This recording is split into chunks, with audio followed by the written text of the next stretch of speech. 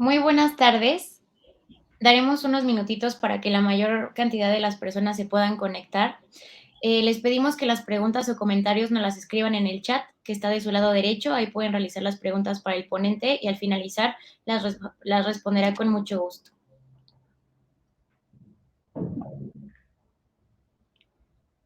Les damos la bienvenida a nuestro ciclo de conferencias Reimaginando la Educación y a la ponencia de la sostenibilidad y los ODS como plataforma a largo plazo y bienestar personal y empresarial.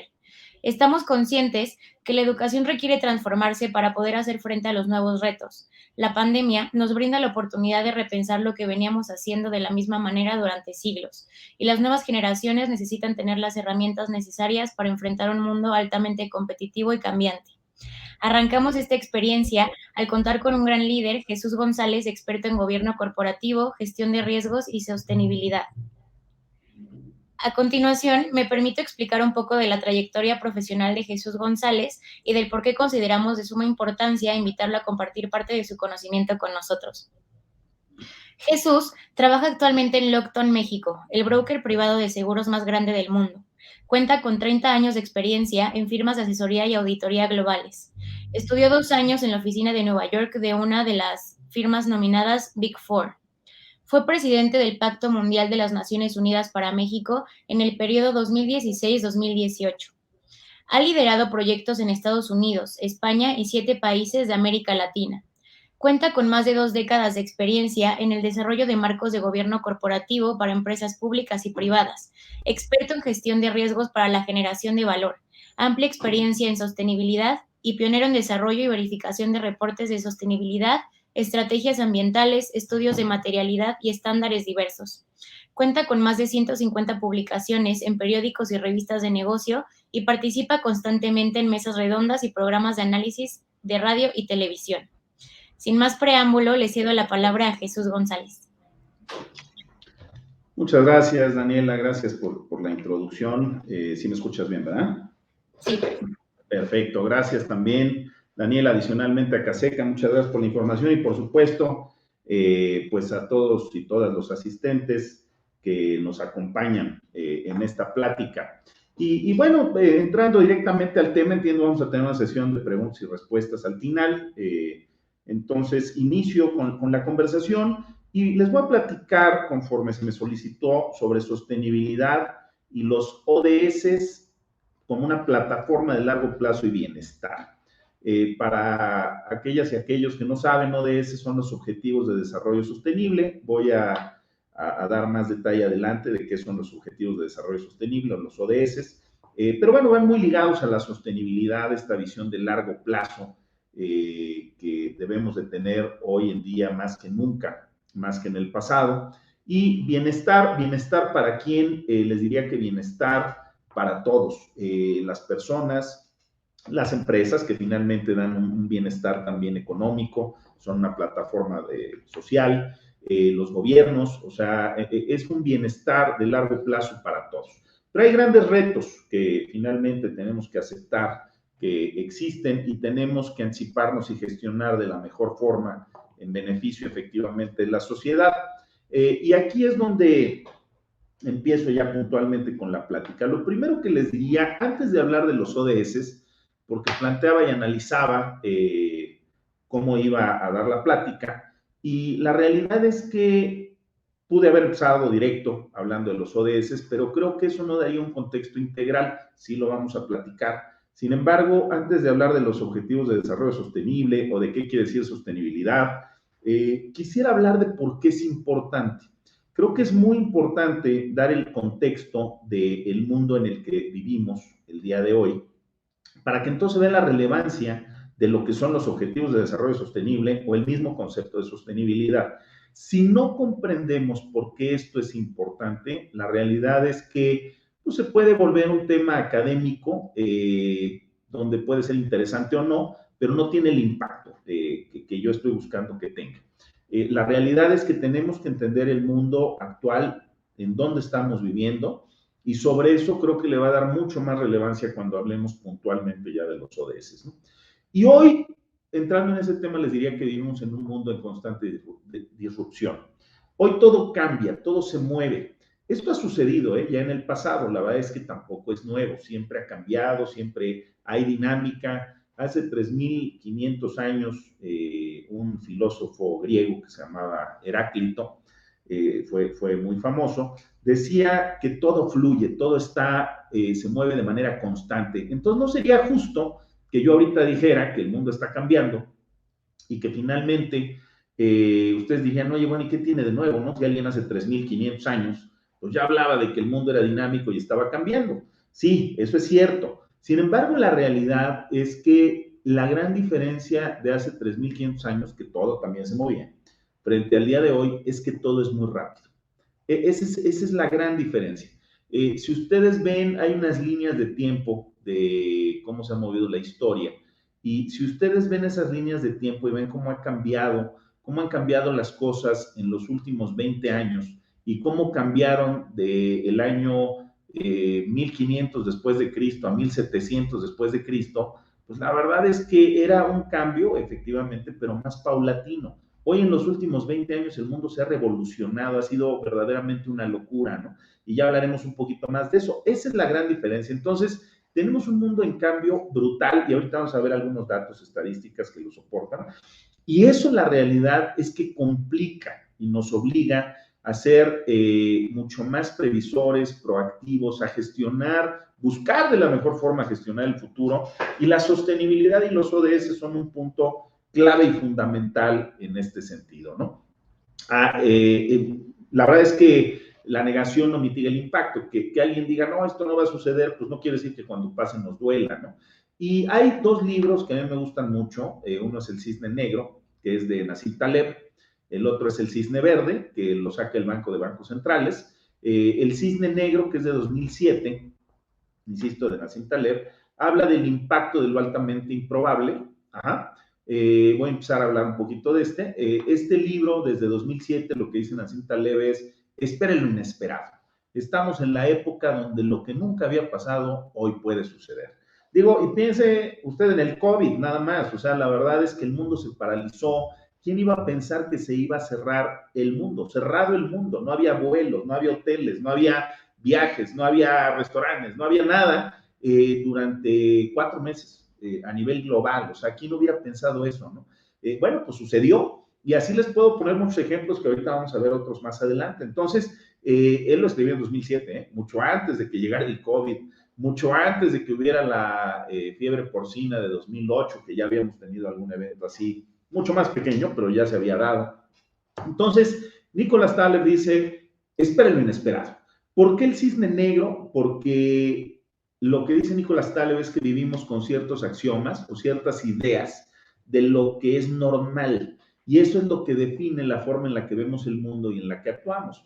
Les pongo un ejemplo. Él dice que el mundo decía que los cisnes eran blancos. O sea, y nadie concebía que hubiera algo distinto a un cisne blanco. Entonces, hablar de un cisne que no fuera blanco, pues era una fantasía, era imposible. Hasta que alguien llega a Nueva Zelanda y resulta que se encuentra un cisne negro, ¿no? Entonces, bueno, pues lo que era imposible, pues resulta que sí era posible, ¿no? Y eso es el cisne negro, el aceptar que no porque algo no lo hayamos visto, no quiere decir que no vaya a suceder o que pueda llegar a pasar. Hay que abrir la mente a esa gran disrupción, a ese mundo nuevo, ¿no? Ese es el cisne negro. Y el cisne verde, que se escribe en 2020, insisto, lo saca el Banco de Bancos Centrales, hay distintos autores ahí involucrados, lo que dice es que habla de lo mismo, de esperar lo inesperado, de las cosas que están transformando al mundo. Sin embargo, el gran enfoque del cisne verde es el tema medioambiental. Dice que el tema de cambio climático va a cambiar de manera relevante la forma en la que vivimos, ¿no? Entonces, también hay que esperar lo inesperado, son cosas nuevas y por lo tanto, si seguimos haciendo lo mismo, pues no podemos esperar un resultado diferente. Eso es lo que dice finalmente el cisne verde, ¿no? Ahora, en esa línea también, por ahí se habla de que vivimos en un ambiente VUCA. Ahora, esto no me lo inventé yo, la palabra VUCA es una palabrita que está flotando en el ambiente de negocios ya desde hace algunos años y se las comparto. ¿Qué es VUCA? VUCA es volatilidad, incertidumbre, complejidad y ambigüedad. Ese es el ambiente en el que vivimos. Alguien diría, oye, no cuadra, ¿no? Pues VUCA no va con incertidumbre. Bueno, es que VUCA está en inglés, ajá. Entonces es volatility, de volatilidad. La U es de uncertainty, que es incertidumbre, y etcétera, ¿no? Pero bueno, conocido a nivel global, está como VUCA, y insisto, en el ambiente de negocios, si habla usted de un ambiente VUCA, quiere decir que las cosas están complejas, que no sabemos qué va a pasar, que todo se mueve, etcétera, ¿no? Entonces, ese es el mundo en el que vivimos. O sea, ahora esto no es ni bueno ni malo, ¿no? Alguien pudiera decir, oye, hace una época difícil en la que estamos viviendo, y la realidad es que no ha habido época sencilla. Si usted piensa en alguien que nació en el año de 1910, pues seguramente vivió o en su vida cruzó la Primera Guerra Mundial, la Segunda Guerra Mundial, depende del país, pues distintos factores también, guerras civiles, etcétera. Entonces, el mundo siempre ha sido dinámico, es simplemente aceptar para lograr tener las mejores condiciones a largo plazo, en una mejor calidad de vida hacia lo que son los habitantes pues de México, del mundo en este caso, ¿no? Entonces, espera lo inesperado. Eso es una primera premisa que quiero manejar. Vivimos en un mundo altamente cambiante. Me adelanto, voy a cambiar aquí. Aquí está. Ahora, ¿por qué vivimos en un mundo altamente cambiante? Ajá, porque también la pregunta es, ¿qué hace diferente? Yo les hablaba de hace 3.500 años, de Heráclito, que había dicho que todo fluye, todo cambia. Y alguien diría, bueno, ¿y por qué? Pues la verdad, ¿por qué viviríamos diferente a lo que Heráclito ya había dicho hace 3.500 años? Bueno, la realidad es que la gran diferencia es el crecimiento demográfico. El crecimiento demográfico en el mundo es una locura, o sea, es algo que está transformando, cambiando e impactando todo lo que hacemos, todo lo que consumimos, todas nuestras condiciones están impactadas por el crecimiento demográfico. Por eso estamos en un mundo tan dinámico y cambiante. Esta gráfica que ustedes ven presenta el crecimiento demográfico de los últimos 12,000 años. Ajá. Entonces, si ustedes ven los 10,000, el inicio, cuando dice 10,000, BC, hasta abajo, donde están los números 10,000, 8,000, 6,000, el BC quiere decir before Christ o antes de Cristo. Entonces, el año 10,000, BC es 10,000 antes de Cristo. En el mundo, a nivel mundial, había 4 millones de personas. En todo el mundo. Se estima que había 4 millones de personas. Y así empieza a crecer en el año 8,000, 2,000 años después, 2,000 años después, pues hay un crecimiento y entonces empieza a haber ya un crecimiento puntual de la población. Si ustedes ven la gráfica, pues la realidad es que casi está, alguien diría que está estática, que no se mueve, 10,000, 8,000, 6,000, 4,000, 2,000, en el año cero, cuando ya cruzamos antes de Cristo, después de Cristo, pues ya empieza a haber un crecimiento, ¿no? Y ya hay 190 millones de personas. Aquí vemos 190, ojalá vean mi cursor, pero bueno, hay 190 millones de personas en el año cero. Había 4 millones en el año 10,000 antes de Cristo, pues es un crecimiento bárbaro. Pero aún así, 190 millones de personas a nivel mundial, pues yo les diría que sigue siendo muy medido. Digo, para que ustedes se den una idea, hoy en México somos cerca de 126 millones de personas. Brasil, pues tiene más de 250 millones de personas, ¿no? Solo Brasil, pues tiene más gente que lo que había en el mundo en la era donde se cruza antes y después de Cristo, ¿no? En el año cero. Entonces, sí hay un crecimiento, ya empezamos a ver una tendencia de crecimiento, pero aún así sigue siendo una tendencia pues mesurada, ¿no? Y de ahí sigue creciendo y sigue creciendo. El punto donde empieza a levantar de manera verdaderamente fuerte, yo les diría que está por ahí del año 1800, si ustedes ven ya del lado derecho, pues ya habla de 990 millones. En 1800, 980 millones. Hoy 980 millones de personas lo hace Brasil, Estados Unidos y Rusia. La India tiene mucho más de 990 millones. China tiene mucho más de 990 millones de personas. Solo un país. Pero bueno, ya en 1800 ya empieza a haber una población pues, interesante y vemos una tendencia de crecimiento. Para 1900 hay 1,650 millones de personas, lo que hoy pudiera ser China, ¿no? Potencialmente, ¿no? Pero aquí vean la velocidad de crecimiento. Los 10,000 años que se tardó en levantar el crecimiento, en un lapso de 200 años, tiene un crecimiento brutal, impresionante y extremadamente veloz. Empezamos a crecer a ritmos de 1,000 millones por cada 10, 15 años. Tenemos 3,000 millones de personas en 1960. Ajá, 3,000 millones de personas. O sea, luego surge otro 1,000 millones de personas 15 años después, en 75. Ajá. Luego, a los 12 años, otros 1,000 millones de personas. O sea, el crecimiento se vuelve brutal.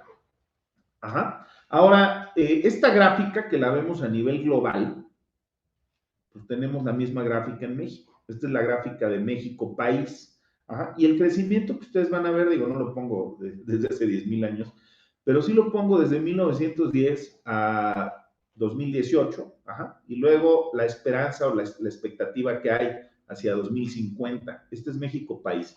Tenemos en 1910 15 millones de personas. En 1950, a nivel país, en 1950 tenemos 25 millones, 25.8 millones. Hoy tenemos 25 millones de personas en la zona conurbada de Ciudad de México.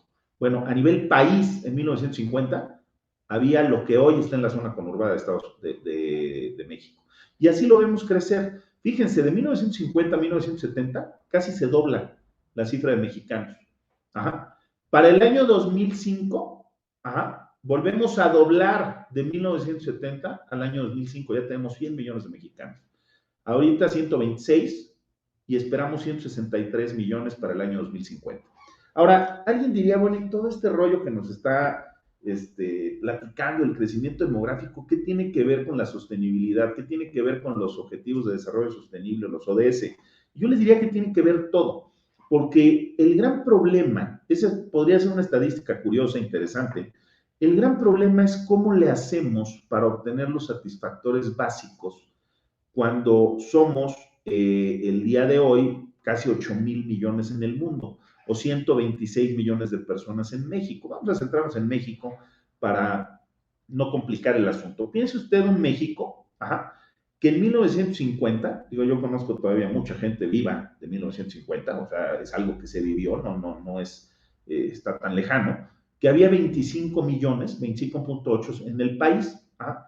Piense usted cómo se repartían el agua, piense usted el tema de alimentos, piense el ganado, cómo pastaba, los espacios para el ganado, la madera disponible, el petróleo que había, veremos una gráfica ahorita, si lo repartíamos entre el número de mexicanos, de a cuánto tocaba, que hubiera sido pues, energía, hidrocarburos, etcétera, ¿no? Piense usted el tema de comida, vivienda, agua, ropa, transporte, cosas que todos usamos, que ustedes usan. La cantidad de trabajos, la luz, gasolina, la cerveza, ahorita hablaré un poquito de la cerveza. Piense usted cómo se dividía entre 25 millones. Ahora, esos recursos que tiene México como país, México tiene 1.9 millones de kilómetros cuadrados, y eso pues no cambia, ¿no? Aunque crezca la población, pues el 1.9 millones de kilómetros cuadrados sigue siendo igual. Había 1.9 millones de kilómetros cuadrados con todos sus recursos naturales para 25 millones de mexicanos en 1950. Si lo dividiéramos, bueno, pues da un espacio, tratando de sacar un número matemático, da un espacio con sus recursos para cada mexicano. Hoy, en el año 2021, pues tenemos los mismos recursos, nada más que ahora somos 126 millones. Ajá. Crecimos aproximadamente 5 veces frente a lo que era 1950. Mismo territorio, mismos recursos, y le diría que no mismos, porque ya consumimos muchísimos que no son necesariamente renovables, y ahora tenemos 5 veces más mexicanos. 5 veces más mexicanos que comen igual, o seguramente hasta más, porque hay un tema también de marketing, de consumo, etcétera, que necesitan vivienda, y vivienda significa concreto, acero, etcétera, bueno, el mismo espacio, que consumen agua, ajá, que se tienen que transportar, lo cual es gasolina, combustibles, etcétera. Entonces, piensa el impacto que eso significa hacia lo que es el país, hacia lo que es la capacidad de recursos, la cantidad. llega un momento en el que pues dices, ya no alcanza, ¿no? Esto es como un pastel. Si tenemos un pastel y ese pastel lo dividimos entre dos, pues nos va a sobrar. Si ese pastel lo dividimos entre seis, pues seguramente vamos a quedar satisfechos, ¿no? Si ese pastel lo tenemos que dividir entre 100, pues les puedo asegurar que pues a lo mejor les toca 20 y a los otros 80 ni les va a tocar, va a empezar a haber pleitos, conflictos, etcétera. Es lo mismo, digo, es un ejemplo muy sencillo, pero es lo mismo.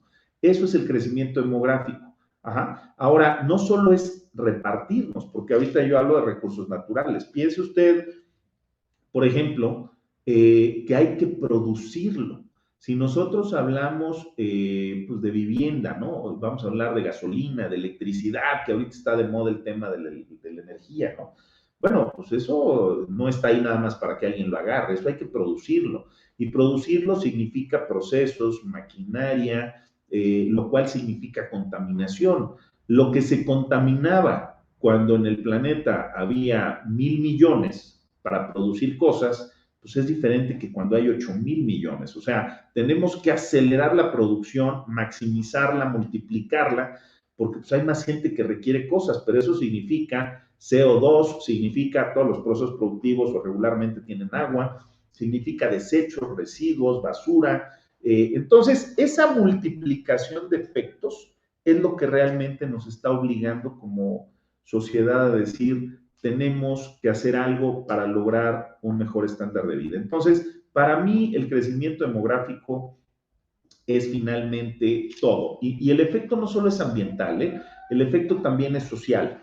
Les pongo un ejemplo. Si nosotros vivimos en una casa habitación, pues vamos a hablar en un departamento o en un espacio de 120 metros cuadrados, ajá, y éramos cuatro, ¿sí?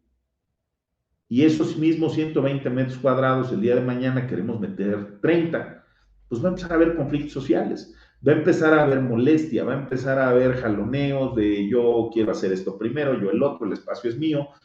¿Por qué? Porque al final del camino pues, todo el mundo quiere sus satisfactores básicos y cuando empieza a haber escasez y complejidad para su generación, pues ya no está tan fácil hacerlos, ¿no? Entonces, conclusión, el crecimiento demográfico es uno de los temas primordiales que afectan lo ambiental, lo social y colateralmente también lo económico en el bienestar de la gente, ¿no?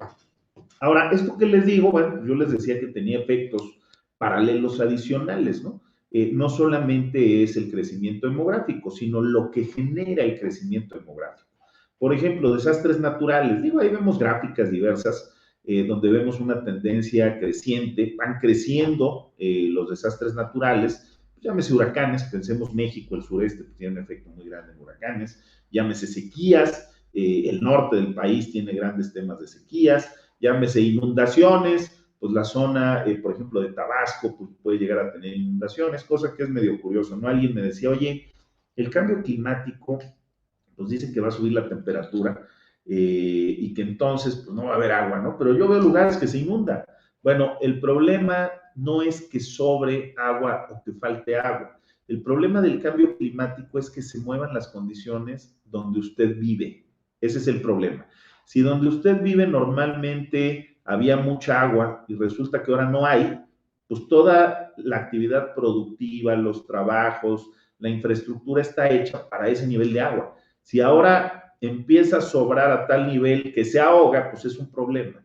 Si donde había mucha falta, es un problema. Si donde no había sobra, pues es un problema, ¿no? Entonces, es el cambio en las condiciones. Oía, por ejemplo, el tema o analizaba el tema de la industria del vino en Estados Unidos. Estados Unidos, digo como dato curioso, es el segundo país que produce más vino en el mundo. Ajá. El mayor productor es Italia, el segundo es Estados Unidos en litros producidos, ¿no? Y la zona donde más se produce pues, es California, hay una zona ahí muy, muy famosa que es Napa, en California, ¿no? Y decían, bueno, si sube 2 grados la temperatura, el problema es que pues ya no es óptimo para el vino. Entonces, todas esas empresas, que es el segundo productor del mundo, pues ya no van a jalar, ¿verdad? Tienen un problema gravísimo, ¿no? Hoy California tiene un problema de sequía brutal, cada 2 años o 3 se quema todo California, ¿no? Entonces, piensen ustedes en el impacto económico y, por supuesto, social hacia la gente, ¿no? Y bueno, ambiental, insisto, colateral. Entonces tenemos sequías, tenemos huracanes, y cada región le tocará distinto, pero el caso es, cada vez tenemos más, porque el ser humano, se llaman efectos antropogénicos, el ser humano ha movido, sacudido las condiciones en las que vivimos, y entonces pues ha descompuesto, vamos a decir, la perfección de ese ambiente, ¿no? Incremento de la temperatura, ya lo mencioné. O sea, cada año pues, hay un incremento y se habla de 2 a 3 grados que pueda llegar a subir la temperatura, ¿no? Alguien diría, oye, 2 o 3 grados, pues no es mucho. Yo no sé por qué hacen tanto rollo por 2 o 3 grados, ¿no? Bueno, lo que pasa es que se mueven los ecosistemas de tal forma que otra vez nos empiezan a lastimar porque hay donde algo no había, ahora sí hay, y eso al modificar el ecosistema, pues la realidad es que lastima las formas de condición y al que está acostumbrado el ser humano en ese específico lugar. Por ejemplo, en Ciudad de México el día de hoy ya tenemos dengue. La verdad es que nunca habíamos tenido dengue. En Morelos pues era común que hubiera dengue. ¿Por qué? Por el calor, las condiciones climáticas.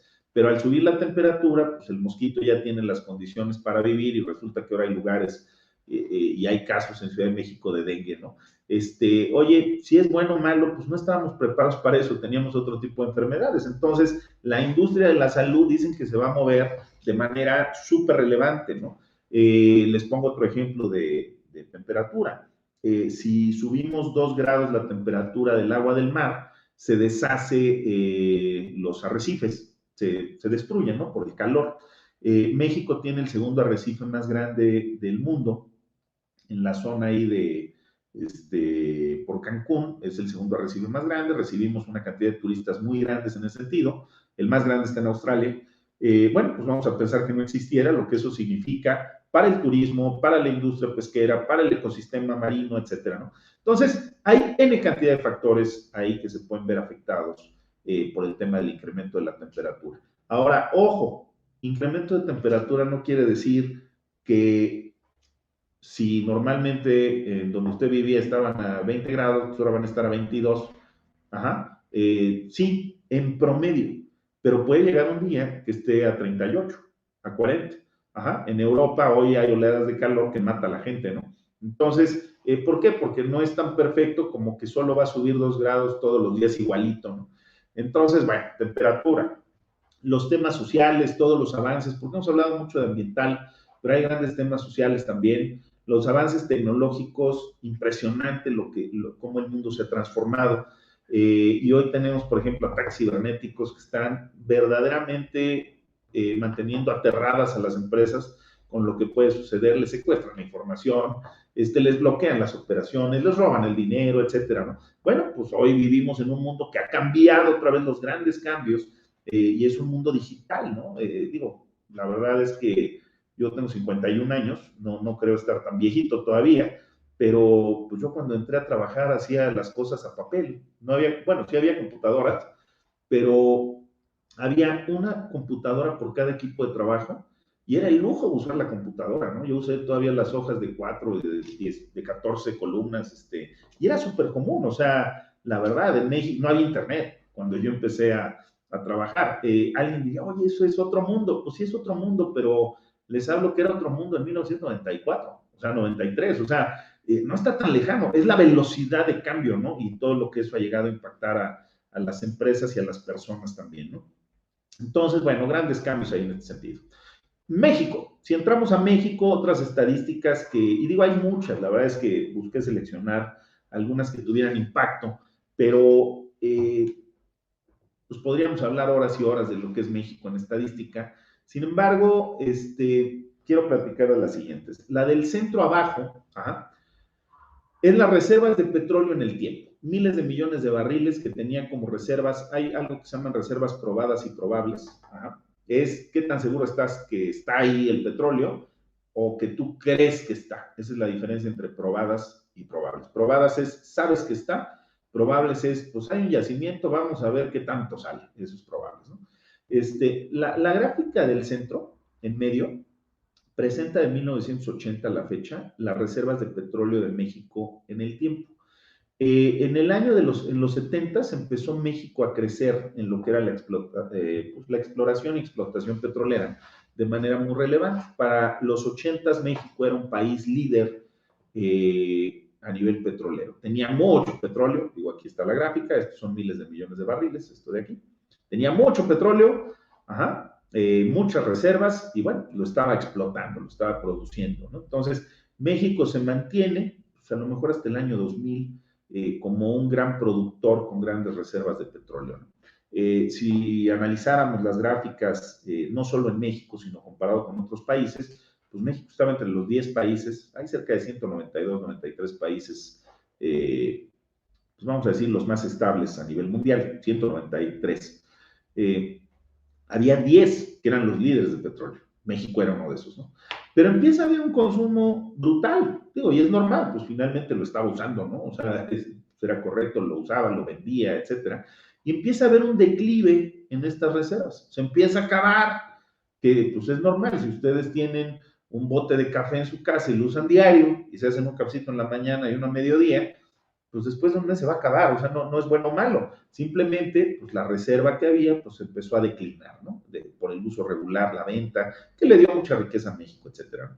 Bueno, pues el día de hoy nuestras reservas están posiblemente menos del 10% de lo que teníamos en los 80, ¿no?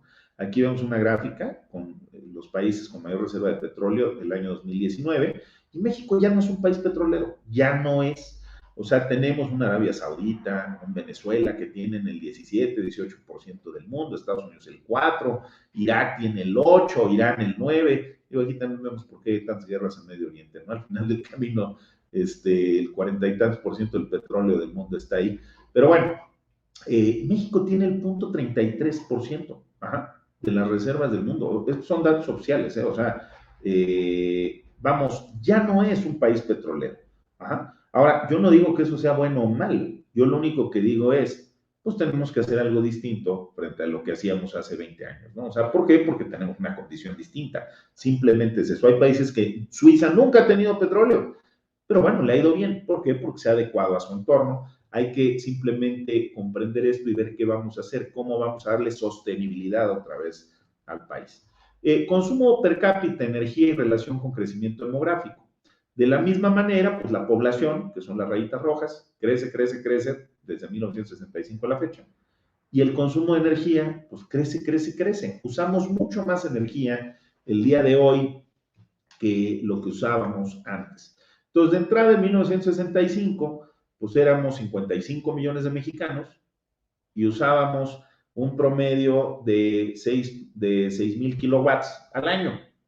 Pues hoy somos 120 millones y usamos 18,000 kilowatts al año. O sea, somos muchos más y usamos 3 veces más. Entonces, bueno, pues necesitamos darle una lógica también a este tema. Hoy vemos en las noticias que no hay gas, que ya hay bloqueos, que el costo del gas se disparó 2, 3 veces. Y les voy a contar algo. Esto no solo pasa en México. O sea, digo, vivimos en México, sufrimos en México, vemos las noticias de México. Pero Estados Unidos ha tenido unos problemas gravísimos por el tema de generación de energía. Europa vive sometido con Rusia por el tema de la generación de energía y del gas. O sea, esto es un problema global. Somos muchos y los recursos cada vez son menos. Entonces, tenemos un reto, tenemos que cambiar algo. Déjenme dejarlo en ese nivel y desde esa perspectiva, ¿no? Algunos otros temas de México, ya sin entrar a mucho detalle, la población ya lo platiqué.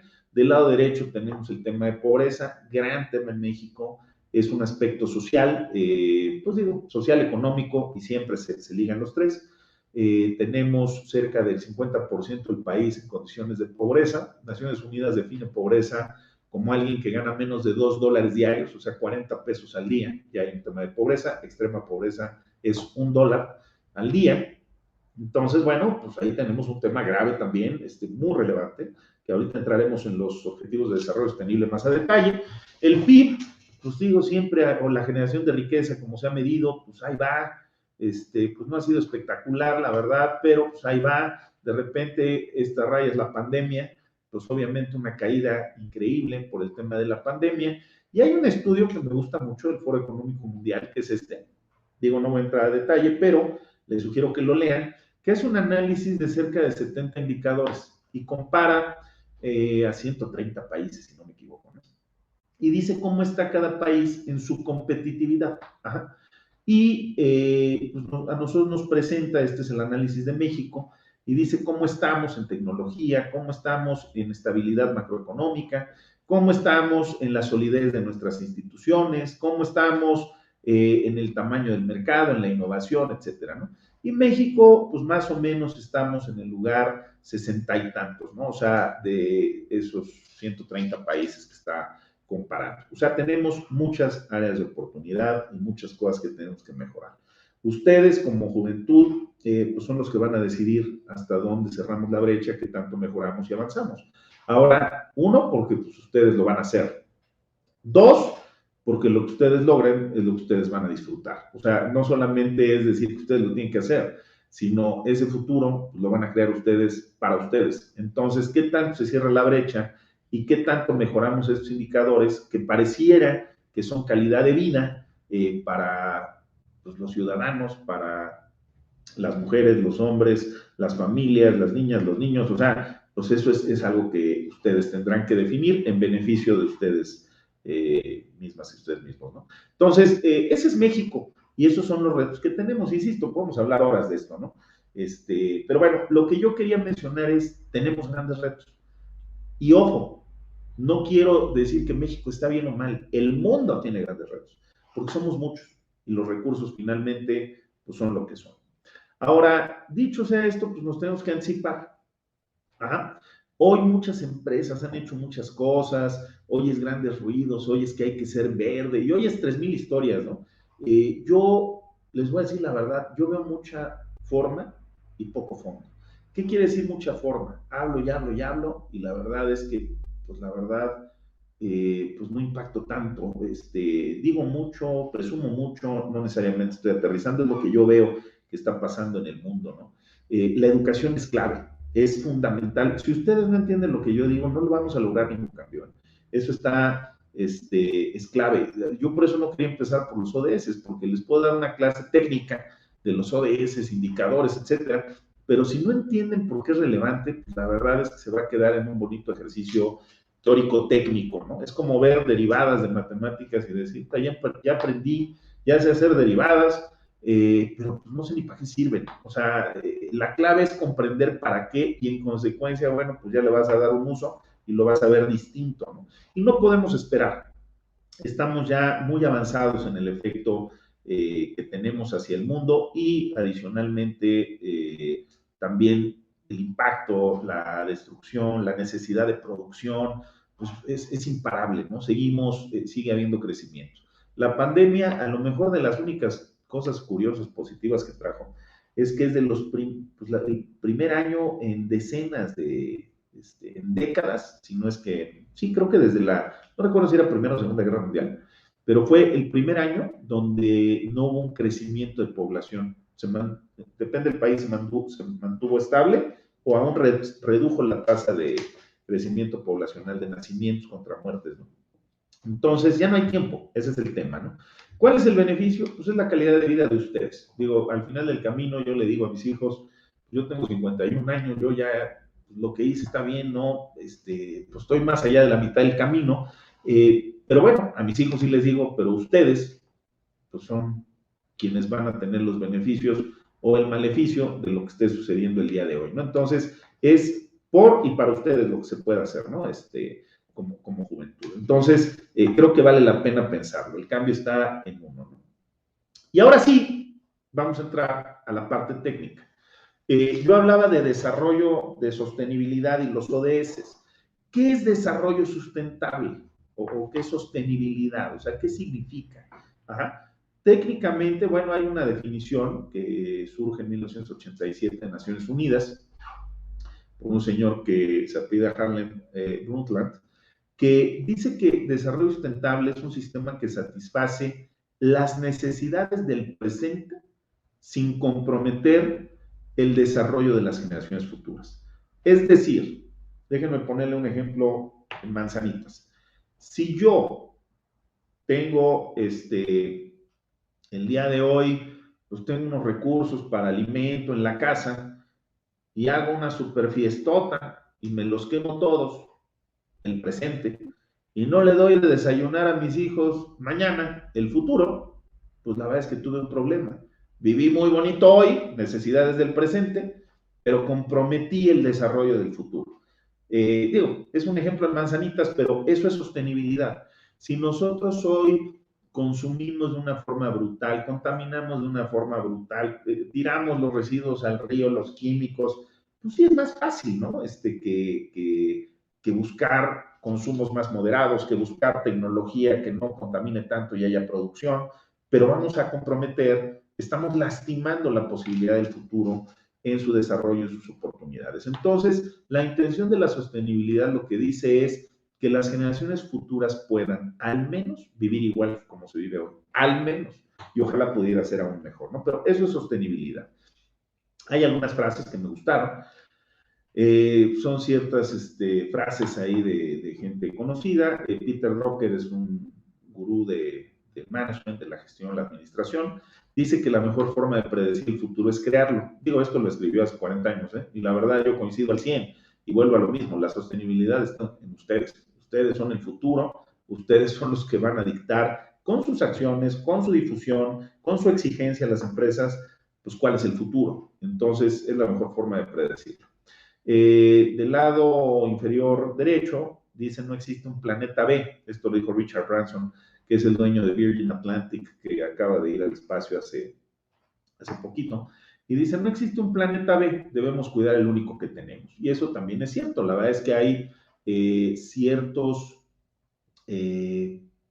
recursos que no son renovables. Ajá. ¿Qué es un recurso no renovable? Pues el petróleo, por ejemplo. Digo, claro, es renovable, nada más que se tarda cientos de miles de años o millones de años en salir el petróleo, ¿verdad? Bajo todo el proceso natural. Entonces, una vez que lo consumes, pues tú al menos no lo vas a ver. Les diría, hay ciertos temas que pues, no son de cientos de miles de años, pero bueno, la deforestación. Para que salga un árbol de cierto tamaño, pues pueden pasar 60, 80 años. O sea, la verdad es que no necesariamente lo vas a ver. No tiene la velocidad de recuperación tan rápida para que puedas usarlo y se recupere realmente así, ¿no? Entonces, no hay un planeta B, es el único que tienen y cada vez somos más, entonces hay que cuidar lo que hay. Y el último es, estamos cansados del eterno bla, bla, bla, eso lo dijo Greta Thunberg, que es una muchacha europea que ha sido muy activista, muy joven, menor de edad, pero ha sido activista en temas ambientales, etcétera, y que ha presionado a los gobiernos. No es muy famosa, si la googlean, seguramente la han visto. Y hace un mes salió diciendo, ya nos cansamos del bla, bla, bla. ¿Qué quiere decir? Todos prometen, todos dicen, todos los países juran, pero pues la verdad es que no avanzamos. Entonces, eso es sostenibilidad. Ajá. Entonces, hacia adelante con sostenibilidad. Si entramos un poquito más a fondo a sostenibilidad, sostenibilidad es, yo digo que es una mesa de tres patas, sostenibilidad. Una mesa de tres patas, pues es una mesa sólida, ¿no? En donde al final del camino ninguna de las patas es más importante. Las tres son fundamentales. Durante muchos años, a partir de la revolución industrial, que empieza a finales de los 1700, 1800, ha habido ahí distintas etapas, pero siempre se privilegió lo económico. Decir, oye, producimos más, generamos más lana, más capital, más. El capital era la plataforma de todo. Digo, pues había esclavos, había gente trabajando 24/7, había contaminación. Ahora, en un mundo que todo sobraba, ajá, pues la contaminación no afectaba tanto. El tema de derechos humanos todavía no estaba tan sólido o no estaba sólido. Entonces, lo económico era lo privilegiado. Conforme avanza el tiempo, les diría que a finales de los 60, inicios de los 70 empieza a haber ya cuestionamientos muy fuertes, seguramente desde la Segunda Guerra Mundial, y dicen, oye, pero hay derechos humanos. Digo, sí puedes hacer dinero, pero no puedes tener esclavos, ¿no? Entonces empieza a haber un tema social, sale la Carta de los Derechos Humanos después de la Segunda Guerra Mundial, a inicios de los 70 en la cumbre de Río, dicen, oye, pues sí puedes hacer dinero, pero pues no puedes contaminar el río, pues todos tomamos agua de él, ¿no? Entonces viene lo ambiental. Entonces, esta mesa de tres patas lo que les diría es, no pueden quitar una pata en beneficio de esa pata, la que ustedes quieran, si esto lastima a las otras dos, porque quitas una pata, se cae en la mesa. También yo no estoy de acuerdo, y sí lo enfatizo, con las empresas que dicen es que yo voy a ser 100% ambientalista. Esas posiciones radicales tampoco dan valor. Una empresa que es absoluta y totalmente ambientalista, pues no va a generar nada en lo económico. Y vida real, pues todos tenemos que pagar el súper, ¿no? O sea, no por ser ambientalista, todo contamina, todo. O sea, todo lo que hacemos es un efecto dominó, ajá, el que finalmente se genera. El proceso, a toda acción hay una reacción. El proceso que ustedes hagan va a tener una contaminación. El tema es mitigarlo, pero tampoco podemos decir no vamos a lastimar o a afectar nada, porque sería inviable. Eso es una falacia, es una utopía. Hay que hacerlo mitigando, corrigiendo para asegurar que tenga la regeneración en tiempo y que dure muchísimos años. Pero no podemos decir que no vamos a afectar nada, ¿no? Podemos ser totalmente sociales, pero si no generamos riqueza, pues también cómo le van a pagar a los colaboradores, cómo vamos a vender los productos. O sea, la mesa de tres patas hay que cuidarla. Y hay una relación adicional entre los grupos que finalmente compartimos este mundo, que son tres, que es gobierno, empresa y sociedad civil, o sociedad civil, gobierno y empresa. Gobiernos, bueno, pues es el regulador, el que pone las líneas de qué va a pasar, qué no va a pasar, cómo va a pasar. Digo, puede ser meter más la mano o ser más separado de esa toma de decisiones, pero pues básicamente eso es gobierno. Empresa es el que pone el capital, genera riqueza, vende, da los productos. Ajá. Y la sociedad civil pues, somos todos al final del camino. Digo, podemos estar representados por una asociación civil, una fundación, pero al final pues, somos todos. ¿No? Ahora, los tres están hechos por personas, pero si se fijan, los tres también pues llegan a tener choques importantes, como que los intereses de los tres pues no siempre jalan. Ahora, los intereses de los tres deberían de ir en el largo plazo, en el futuro, pero no siempre logramos alinearlos, ¿no? Entonces, sostenibilidad es esta mesa de tres patas con tres grandes jugadores que tendrían que pensar en el largo plazo y en el bienestar de todos. No está fácil. Esa es la realidad. Ese es el gran reto y esfuerzo que tenemos el día de hoy, que esté la mesa de tres patas sólida y que los tres grupos logren pensar cómo nos va a ir mejor y bien en los siguientes 50 años. No hoy, ajá, en los siguientes 50 años. Eso es lo que tenemos que pensar, ¿no? Eso es sostenibilidad. Y ahora les voy a hablar de los ODS. Ya llegamos finalmente a los ODS, ¿no? Los Objetivos de Desarrollo Sostenible. Son 17 Objetivos de Desarrollo Sostenible y aquí pueden ver en el cuadrito viene 1, fin de la pobreza, 2, hambre cero, 3, salud y bienestar y bueno, son los 17, ¿no? Ajá. ¿De dónde salen los ODS? Porque sí es importante también decir, bueno, ¿y por qué los ODS? ¿Por qué no nos habló de otra cosa y nos habla de los ODS, ¿no? Porque los ODS surgen de la Conferencia de Naciones Unidas en 2015. Ajá, tienen 5 o 6 años. Realmente, a finales de 2015, alguien dice que es 2016. Pero bueno, sale de Naciones Unidas en 2015 y lo aprueban y se comprometen 193 países.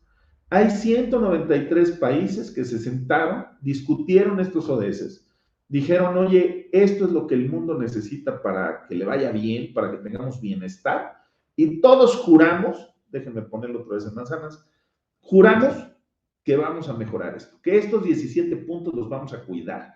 Ahora, hay países que les afectará más el ODS número, pues vamos a decir, el 6 o el 7, y hay países que se preocuparán más por el 1, 2, 3 y 4. Cada país es distinto. Es muy difícil que digamos es lo mismo para todos.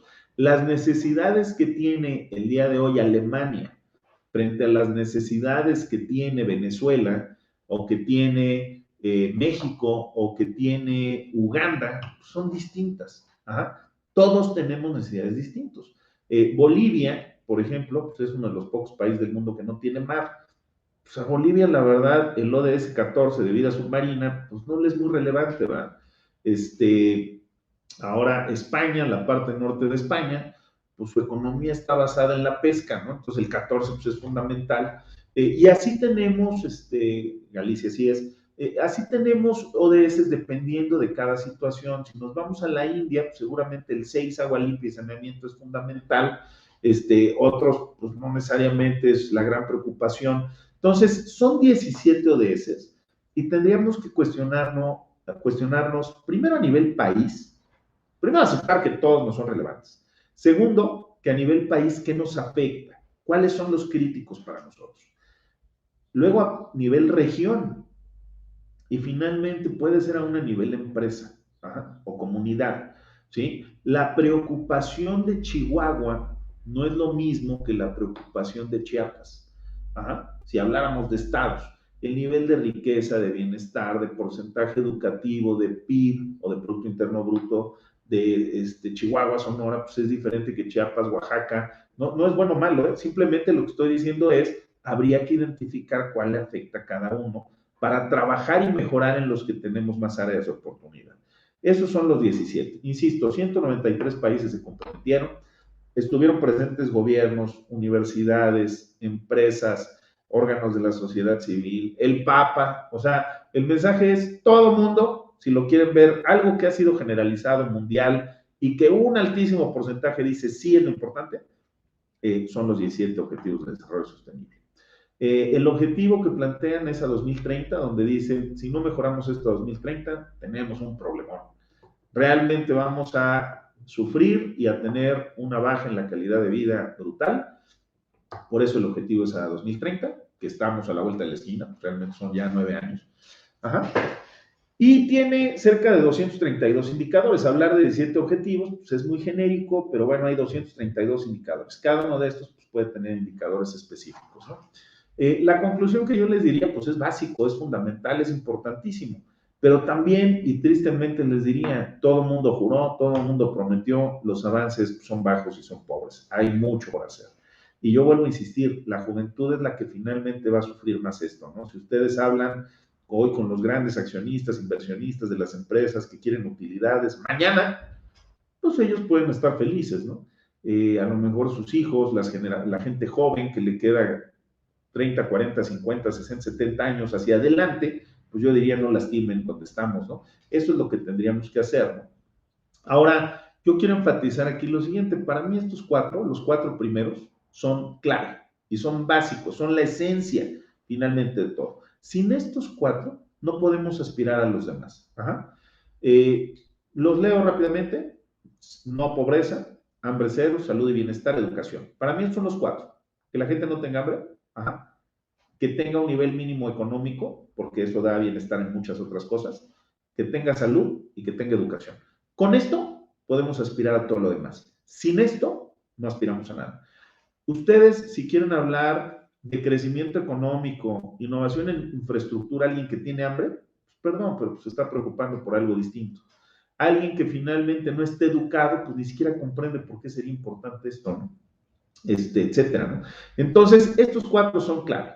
Los siguientes: igualdad de género, agua limpia, energía, asequible, no contaminante, trabajo decente y crecimiento económico, industria, innovación, infraestructura, voy a enfatizar innovación, infraestructura, reducir desigualdades, ciudades y comunidades sostenibles, producción y consumo responsable, acción por el clima, vida submarina, ecosistemas terrestres y paz y justicia, con instituciones sólidas, ¿no? Digo, podemos hablar ahora de cada uno. A mí me interesa mucho que ustedes comprendan que sin estos cuatro no tenemos nada. México tiene un país muy grave a nivel violencia, a nivel robos, a nivel pues muertos sin tener una guerra. Digo, es un dato estadístico, la verdad tenemos un problema grave en ese sentido, ¿no? Ahora, 50% del país vive en pobreza. Pues la verdad es que si no corregimos esto, pues ¿cómo vamos a tener un balance en el resto de las actividades? Ahora, yo cuando hablo, podemos hablarlo socialmente, esta puede ser una discusión personal de decir, oye, pues hay muertos y me preocupa y pues yo vivo aquí y bueno, pues está inseguro, lo que sea. O podemos tener una plática empresarial. La forma de la plática es distinto. Yo les diría que si yo voy y les digo, oye, es que la inseguridad está fuerte, pues a lo mejor le digo a un director general y me dice, oye, pues sí me oye, pues está de acuerdo, pero dice, ¿yo qué, no? Mi empresa, ¿yo qué?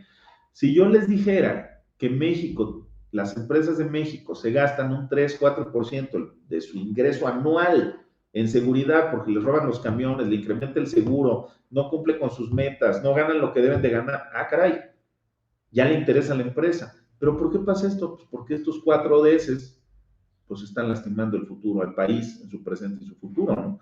Esta gente pues tiene que comer, o sea, al final del camino, entonces, y tiene que vivir, etcétera. Entonces, estos 4 mejoran todo. Otro que se me hace súper interesante, producción y consumo responsable. Y voy a hablarles de consumo responsable. Producción responsable es, yo no puedo hacer un producto que lastime el futuro. Hace 30 años, 40 años, se hacían muchas cosas de plomo, por ejemplo, había juguetes de plomo, había soldaditos de plomo, o sea, había muchos productos, aún en niños, que se utilizaba ese producto. La pintura, había pintura que tenía plomo, etcétera, ¿no? Bueno, yo la producción, si yo soy el productor, pues tendría que ser responsable en utilizar ese tipo de cosas, ¿no? Pero aquí yo les hablaría de este consumo responsable. Ajá. Ustedes no deberían de comprar esas cosas. Nosotros no deberíamos de comprar esas cosas. Eh, el empresario, y me regreso a los 3 que mencionaba aquí, quiere hacer dinero. Este es el objetivo que trae. Se ha perdido un poco ese objetivo de largo plazo de la empresa, de valor social. Ahora, ni bueno ni malo, no filosofemos con dolor. Más bien es, oye, si yo no le compro, pues tiene que cambiar el producto. En nosotros como sociedad civil, está la mayor presión ante las empresas de qué sí queremos y no queremos. Ahora, si no estamos educados, si no tenemos el consumo responsable, pues nunca los vamos a presionar. Ajá. Entonces, ojo, esto sí está en nosotros, en esa presión de decir simplemente no lo consumo. Pero tenemos que estar educados para siquiera leer la etiqueta, para ver de dónde viene. Yo me llama mucho la atención, me da pues entre risa y llanto, ¿no? Pero yo veo aguas, botellas de agua, que vienen de Asia. Digo, por supuesto, pues es así muy, ay, qué padre, y valen el triple, y hay gente que se siente muy bonita tomándosela. Ahora, yo no quiero criticar el gasto, pero imagínense subir agua y moverla 12,000 kilómetros. La contaminación que eso generó en el traslado. O sea, digo, es una locura, la verdad. Entonces, hoy, por ejemplo, se habla de comunidades sostenibles, donde un gran impulsor es decir, consume lo de tu comunidad. ¿Por qué? Primero porque está cerca, no hay que moverlo, se contamina menos y además les das economía, ayudas a reducir la pobreza, hay trabajo decente. O sea, es un ganar-ganar en todos los sentidos. Ajá. Pero eso nos cuesta mucho trabajo. Entonces, el mensaje es todo se interrelaciona. Si tenemos educación, comprendemos que la energía tiene que ser no contaminante, que eso nos va a dar una mejora económica, porque pues, el sol no cuesta, ¿verdad? O sea, contrario a otro tipo de temas. Ajá. Que eso nos va a dar, adicionalmente, si tenemos mejor economía, podemos aspirar a más salud. Entonces, esto está interrelacionado. Ajá. Y es un ganar-ganar. Lo podemos hablar hacia la sociedad. No me encanta cómo está escrito. Bueno, yo trabajo mucho con empresas, ¿no? Entonces, yo llego con una empresa y le digo, fin de la pobreza y hambre cero. Digo, así como hay empresarios pues, más altruistas, hay otros que pues la verdad no lo son. Y la verdad cuando leen esto me dicen, oye, la verdad es que qué padre, pero pues ese no es mi rollo, ¿no? Ahora, cuando yo les digo, es que si tú no arreglas estos 4 en tu zona, te van a robar tus camiones, tu mercancía, te van a bloquear tu planta, no te van a dejar operar, te van a acusar de que te robas el agua y adicionalmente hasta te van a secuestrar a tus directivos, ¿no? Ah, caray, ya me interesa. Bueno, es lo mismo. Es simplemente cómo vemos lo que nos está afectando en un mundo donde todos estamos interrelacionados. ¿Sí? Ajá. Esto es lo que ya les había platicado, es la interrelación. Pobreza, hambre, pues hay inseguridad, riesgo de vida, estado de derecho, delincuencia, afecta a las empresas, afecta a las personas, ¿no? Salud, educación, pues si no tenemos un desarrollo intelectual, pues ¿cómo vamos a tener un desarrollo en otro tipo de temas? ¿No? Equidad de género, pues tema tanto económico, pérdida de oportunidades, etcétera, ¿no? Agua, fundamental para el uso de la vida, o sea, fundamental, y la verdad es que tenemos un problema relevante de agua. El agua, y aquí podemos complicarlo tanto como queramos, y entrar a procesos, productos, importaciones, exportaciones. Les voy a poner un ejemplo. Se habla de que el aguacate es, el aguacate le dicen el oro verde en México. ¿Por qué? Porque es un ingreso millonario. Es de, no me acuerdo, está entre los 3 primeros productos de exportación y generación de riqueza por importaciones de México hacia, primordialmente Estados Unidos. Pero es una riqueza increíble y que además ha crecido en los últimos 10, 15 años de forma brutal. Hace 30, 40 no era tanto, ¿no? Entonces, hoy todo el mundo en Michoacán va y siembra aguacate. ¿Por qué? Porque es mucho dinero. Y la verdad es que, bueno, se da bien. Ahora, un kilo de aguacate se puede llevar 6, 7 veces más agua que si fuera maíz, por ejemplo, ¿no? O sea, la cantidad de agua que necesitan para un kilo de aguacate, estamos hablando de decenas, si no me equivoco, cerca de 40, 50 litros de agua para generar un kilo de aguacate, cuando pueden ser 2, 3 litros con otro tipo de producto de alimento, ¿no? Entonces, lo que estamos haciendo es consumiendo el agua para hacer aguacate y mandarlo a otro país. Estamos exportando agua adentro de una cáscara, ¿no? Yo no estoy diciendo que esté bien o mal, ¿eh? Ojo, tres patas, lo económico está muy bien. Es un recurso pues muy valioso y que tanto lo estamos cuidando, ¿no? La cerveza, hablaba de la cerveza y luego lo presento como broma, pero es real. O sea, una cerveza, pues necesitamos entre 3.7 y cerca de 5 litros de agua para hacer un litro de cerveza. Ajá. Y bueno, somos grandes exportadores de cerveza, tenemos plantas, etcétera, reconocida a nivel global, pero la exportamos. Estamos exportando nuestra agua.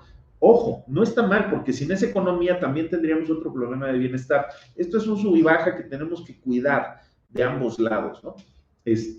Tenemos energía, acción por el clima, ya les había hablado de algunos de estos temas. Entonces, para mí esto es mucho más que salvar pingüinos, y yo lo enfatizo mucho cuando hago esta plática, y de repente nos podemos poner muy intensos en lo ambiental, porque hay que salvar a los pingüinos y hay que salvar, lo cual está bien, no estoy peleado contra eso, pero la realidad es que esto es mucho más trascendente para la vida a largo plazo, y sí quiero los pingüinos, pero voy más allá de los pingüinos, etcétera, ¿no? Me tocaba ver, de repente veía la tele y en un partido de fútbol decía una empresa, si este equipo mete gol, sembramos 10 arbolitos. Digo, la verdad se me hace de terror. Se me hace, eso le dice, se llama greenwashing, como lavado verde. ¿Por qué? Porque están en algo que está medio de moda, están metiendo algo que no genera el menor valor. Sembrar 10 arbolitos pues, no significa nada. El chiste es que los arbolitos crezcan. Ajá. Adicionalmente, la empresa ni se dedica a los arbolitos.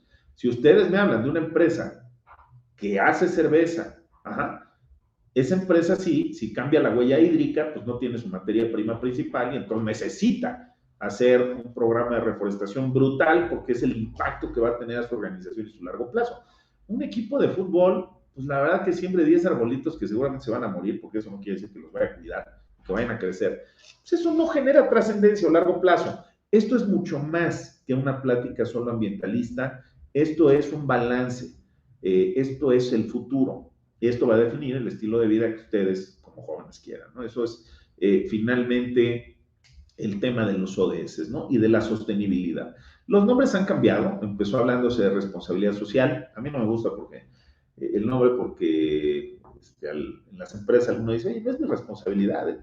O sea, entonces el nombre era un poco controversial, pero bueno, pasó de responsabilidad social a sostenibilidad, luego se habló de los ODS, hoy se habla de ASG, que es Ambiental, Social y Gobernanza Corporativa, o ESG, Environmental, Social Governance. Entonces los nombres han cambiado. Yo les diría que al final del camino es lo mismo.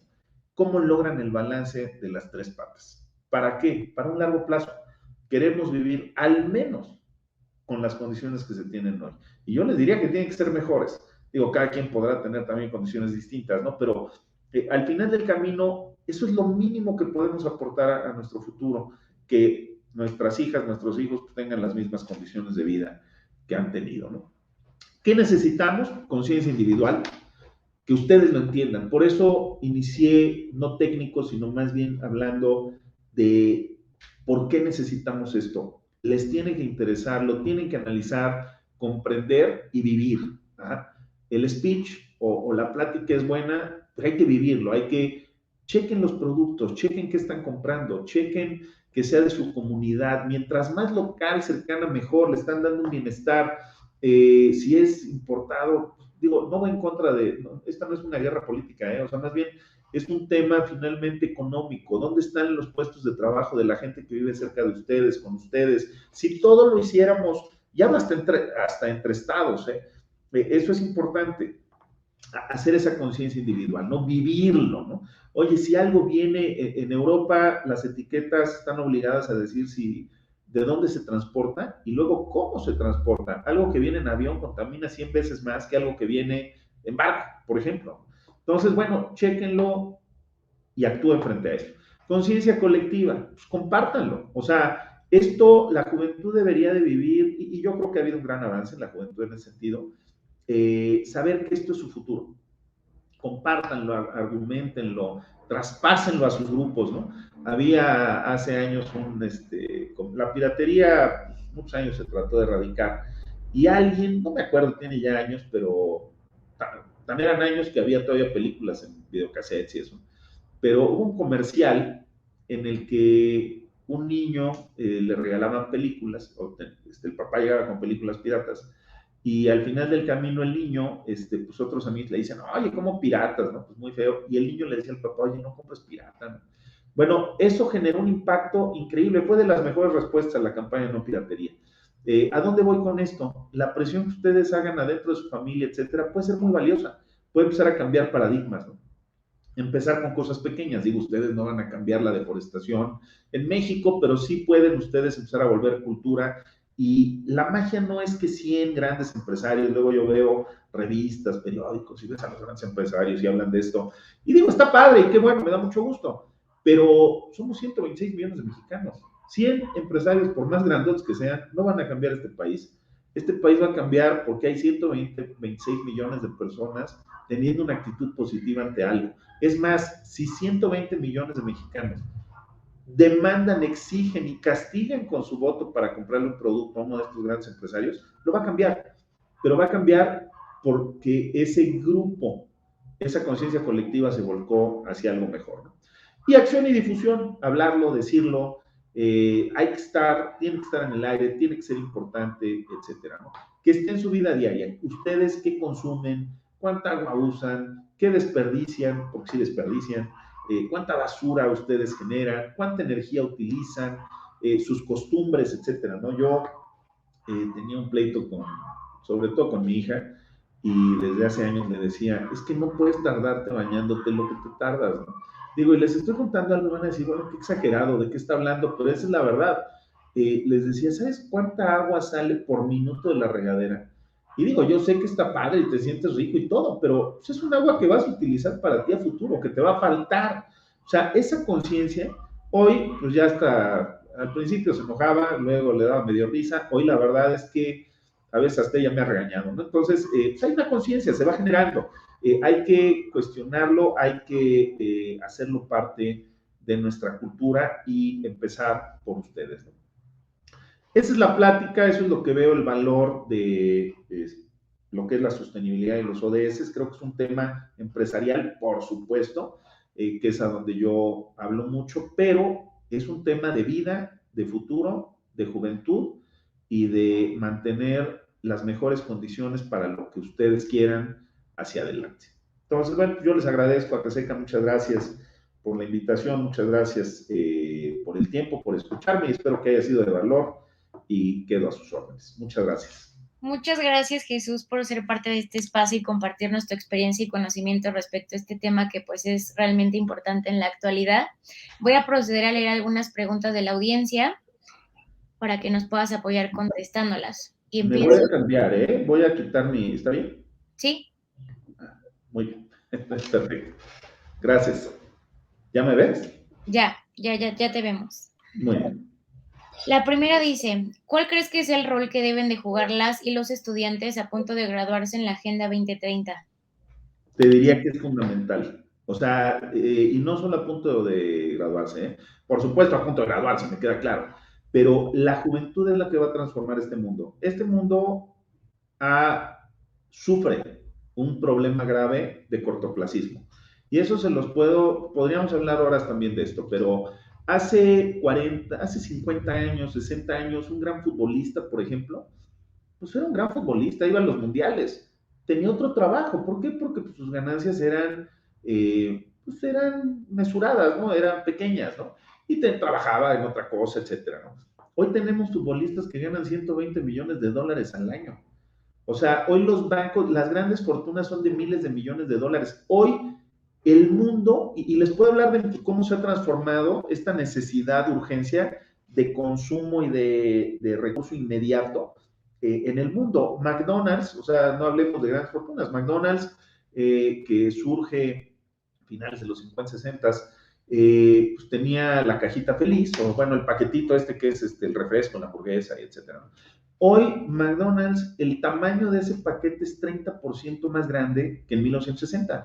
Digo, ¿por qué un niño consumiría 30% más hoy que hace 40 años? ¿Que el niño está más grande, está más... O sea, porque estamos en una sociedad de alto consumo. O sea, esa es la verdad. Todo es rápido y todo es hoy. Y las empresas, su gran preocupación es estado de resultados, utilidades en diciembre. Oye, a lo mejor quiebran en marzo, pero en diciembre hice lana. O sea, entonces, lo que hay que hacer el estudiante, o bueno, el joven, la juventud, llámese estudiantes que van a salir, es buscar valores distintos y permanencia a largo plazo. Eso es lo que tendríamos que buscar. Y el gran rol de esta juventud es cambiar, cuando lo conoce, en su entorno a través de su difusión, de su exigencia, de su demanda, de decir, oye, este producto no, esto no lo voy a comprar, en sus empresas, de alzar su voz. Las empresas están preocupadas, porque quieren atraer el talento. Entonces ves empresas que en sus páginas de internet todos dicen, soy responsable, y soy socialmente no sé qué, y soy verde, y soy... Porque necesitan a la juventud también. Bueno, pues exíjanles, demándenles a través del consumo, es indirecto, a través de la voz que tienen adentro de sus empresas, es directo, a través de la educación a su familia, a los mayores, es fundamental. Muy bien, muchísimas gracias. Una segunda pregunta dice, ¿cómo encaminar en la ejecución de los ODS en las instituciones educativas cuando se rehúsan en actualizarse en entornos tecnológicos? Híjole, yo creo que también, mira, hay algo súper interesante de lo que estás diciendo y la verdad la pregunta pues podría durar un año el análisis, ¿no? Entonces, lo que sí te voy a decir es que todo es tan rápido. Yo empecé diciendo que vivimos en un mundo que el día de hoy es súper veloz, cambiante, dinámico, ¿no? O sea, es una disrupción total. Y todo cambia tan rápido que se habla, por ejemplo, de que lo que hoy están estudiando los estudiantes, lo que un estudiante está, su plan de estudios, se dice que en 5 años a las empresas ni les va a servir. ¿Por qué? Porque el mundo se mueve tan rápido que lo que estudies hoy, mañana ya no jala. Yo estudié, por ejemplo, Basics. Digo, nadie va a saber qué es Basic, pero Basic fue un lenguaje, digo, yo ni siquiera soy de tecnología, ¿no? Pero bueno, en su momento, en mi clase de computación, déjame decirlo así, que ya era avanzado, ¿no? Fui de las primeras en la historia. Pero en mi clase de computación llevé algo que se llamaba Basic, que era un idioma de programación.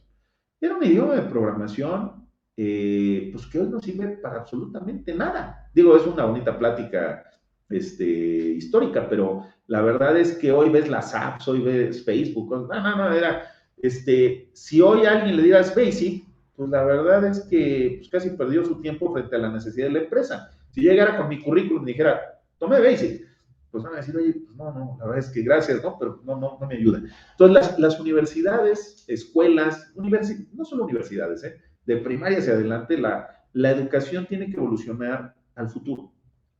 Y evolucionar al futuro, pues es abrirse también, desde la forma de educar, de cómo dar clases, de los temarios, me hace algo fundamental, etcétera, ¿no? Entonces, creo que sí hay una responsabilidad inmensa, pero también creo que el alumno tiene que ser proactivo. Nada te lo van a dar ya hecho, nada, absolutamente, y en un trabajo tampoco, no solamente en la escuela.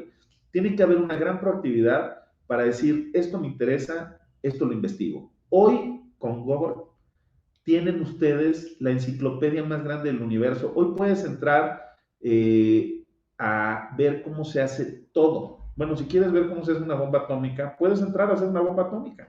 Digo, te falta el plutonio, ese no lo vas a encontrar. Pero bueno, puedes aprender lo que quieras, bueno o malo, también. Entonces, yo creo que el estudiante lo que tiene que hacer es, con esa curiosidad, porque tiene que haber un tema de curiosidad, no solo de decir tomé las clases y ya, no.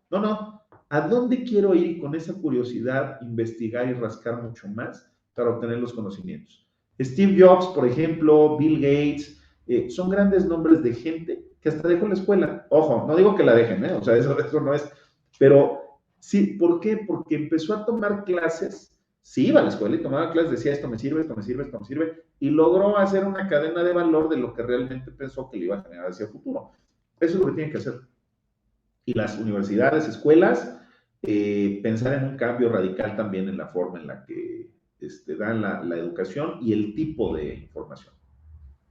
Gracias. Justamente hay diversas preguntas alrededor de eso último que nos comentas. Nos dicen, ¿es deseable una reeducación en los distintos sectores productivos? Y si usted considera que todo el sistema educativo tiene que cambiar.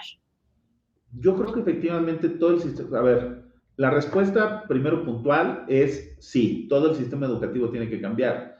Ahora, no es que esté criticando al sector educativo, déjame ampliar mi respuesta. Todo tiene que cambiar, todo. Las empresas tienen que cambiar, el sector educativo tiene que cambiar, el gobierno tiene que cambiar. O sea, la forma en la que vemos la movilidad tiene que cambiar, la producción tiene que cambiar, el tipo de materiales que usamos tiene que cambiar. Cuando hablamos de disrupción, les estoy diciendo, vivimos en un mundo, hoy ya no es, el mundo de hace 50 años ya no existe, pero seguimos haciendo todo como hace 50 años. Seguimos transportándonos con gasolina, con petróleo, seguimos pensando que el trabajo va a tener la estabilidad de hace 50 años, donde entrabas a una empresa y te quedabas toda la vida. Seguimos pensando que los planes de pensiones van a funcionar como hace 50 años. O sea, la verdad es que el aceptar esta disrupción significa que todo absolutamente tiene que cambiar. Las universidades no solo son la excepción. Diría que las universidades son la plataforma del cambio. Por ahí hay ciertos grupos educativos, digo, ya alguien puede decir que mejor o peor, pero bueno, hay grupos hasta religiosos y hablo de estos grupos porque han sido grupos que durante más de 100 años se han dedicado a la educación. Entonces, hay unos más conservadores, hay unos más disruptivos, ¿no? Y hay unos que decían, oye, hasta los tachaban un poco de ser, eran tan disruptivos que decían, oye, estos cuates hacen mucho ruido, ¿no? Bueno, yo creo que es el momento de cuestionar todo. Ajá. A lo mejor no cuestionas y la respuesta es sí, esto no lastima, pero todo tiene que ser cuestionado, porque lo que está, hoy ya ese cambio está, aunque no nos demos necesariamente cuenta. Entonces, todo debería de ser, desde la educación hasta la producción, hasta el empresariado, todo. Muchísimas gracias. Voy a proceder a leer una última pregunta.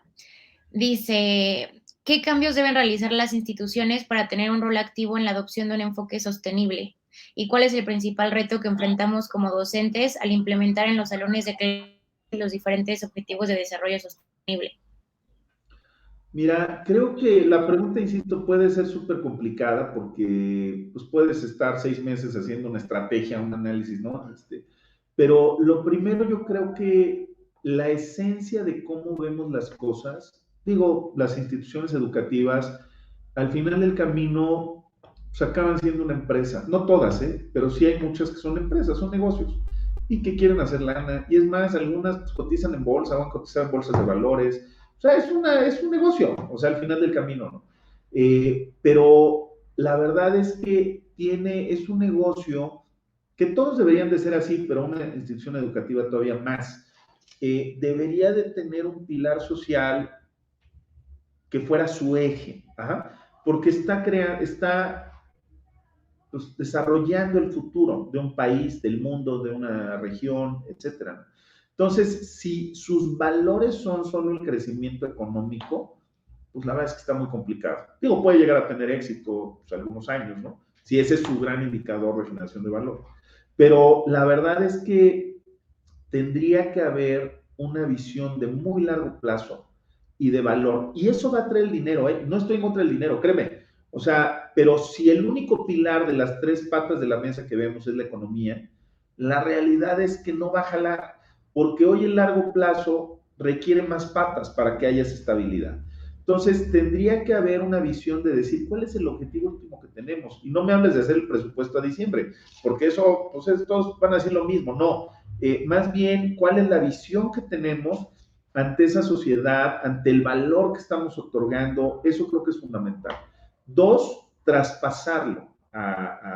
Digo, eso está padre y suena muy bien. Cuando tienes 300 colaboradores, maestros, maestras, etcétera, pues tienen que saberlo los 300. Si tú te metiste a una mesa, a una junta de consejo, a una sala preciosa, donde están los dioses del universo, del Olimpo, que son los directores, etcétera, y ellos dicen, sí, esto es lo que vamos a hacer, pero no se los dice a los 300 que son los que están en el campo, en el día a día, haciendo la chamba. Si tú no le dices eso a esa gente, la verdad, si no les traspasas esos valores, pues la verdad es que va a ser imposible. Ajá. Entonces, necesitas de alguna manera lograr permear. Y esto en una institución educativa, en una empresa y en una familia. Ajá. Eso es lo que tienes que hacer. Lograr permear y aceptar que es un camino de largo plazo donde el valor no está en el presupuesto. Es importante el presupuesto, pero no puede ser el número uno. Ajá. Y obviamente disrupción. Mira, tengo ejemplos de instituciones educativas, por ejemplo, que son organizaciones que van mucho a la forma. Vivimos en un mundo de formas, vivimos en un mundo de reglas, y a veces trabajamos mucho por la regla, por la forma, por hay que cumplir, pero no le vemos el valor, la trascendencia, lo que de veras da el cumplir ese tipo de actividades, ¿no? Entonces, creo que hay que cuestionar el perfil del docente, creo que hay que, insisto, ¿qué va a aportar el docente? ¿Es práctica? ¿Es teoría? ¿Cómo lo va a expresar? ¿Qué actualización tiene, no? Frente a los grandes temas actuales, los índices de cuál va a ser el plan de estudios. Creo que por ahí debería de ir la respuesta, ¿no? Aunque bueno, una pregunta inmensa. Muchísimas gracias nuevamente, Jesús, por el tiempo y los conocimientos que nos brindas. Te agradecería que nos ayudes con una reflexión final desde tu perspectiva de cómo deberíamos reimaginar la educación ante este nuevo mundo. Muchas gracias, Daniela. Mira, creo que para mí, yo les hablaba de los 4 Ds, iniciales, ¿sí? Que es hambre, salud, pobreza, y el cuarto es educación, ¿sí? Y les dije, para mí esto es el pilar de todo. Tú no puedes aspirar a más si te falta uno de esos 4.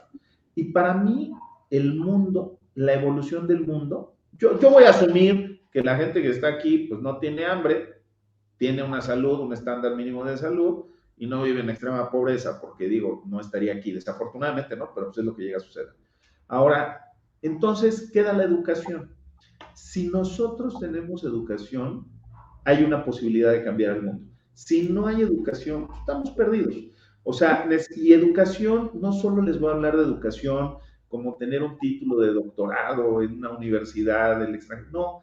Educación es finalmente esta capacidad, esta inquietud de qué sí, qué no, por qué, el valor, esta capacidad de reflexión, esta capacidad de cuestionamiento de todo ante lo que pueda generar valor extendido de largo plazo en ganar, ganar. Eso para mí es educación.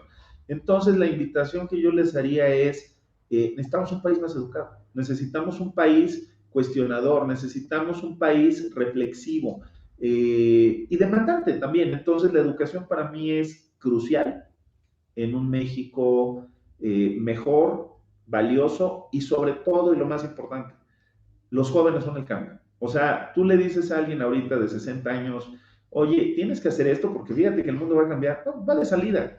Digo, el joven le quedan 50 años adelante. El de 60, 70 va a decir, pues si yo ya me voy, hombre, ¿tú cómo crees que voy a entrarle a esto? No, a veces hasta se ha bloqueado un poco esa capacidad de cambio. El joven le quedan 50 años aquí. Es su obligación y su valor el lograr este cambio. Entonces empujen. Muchas gracias, Jesús. Y pues en nombre de la AIC y el CASECA te agradecemos que nos hayas acompañado el día de hoy. Sin duda, nuestro ecosistema de alta calidad educativa no estaría completo sin aliados tan valiosos como tú. En la AIC y CASECA estamos comprometidos con la educación a nivel global. Estamos alineados justamente todos nuestros servicios hacia una educación sostenible. Es por eso que ahora contamos con nuevos servicios para apoyar a las instituciones a que tengan esta transición que ya es altamente demandada en el mercado laboral y educativo. Desafortunadamente el tiempo no perdona y pues hemos llegado al final de este espacio. Tenemos la certeza de que ha sido de mucha utilidad para todos y todas las personas aquí presentes, y queremos agradecerles por su compromiso en la mejora continua de su institución y por su confianza. Les recordamos que pueden ver nuevamente todas las conferencias en nuestra fanpage de Facebook de Caseca. Igualmente aquí en la plataforma hay una sección que dice On Demand y pueden verlas nuevamente cuando ustedes tengan tiempo. Y pues nada, cuídense mucho y nos vemos en la siguiente ponencia, que es a la 1 de la tarde, donde estaremos platicando con Fátima Mase sobre la educación para formar alumnos y trabajadores más competitivos. Muchas gracias, Jesús. Gracias, Daniela. Les agradezco mucho a ISEC Caseca, a ti por el tiempo y bueno, pues a todas las personas que nos escuchan. Un abrazo y que estén muy bien. Hasta luego. Gracias, buen día, hasta luego.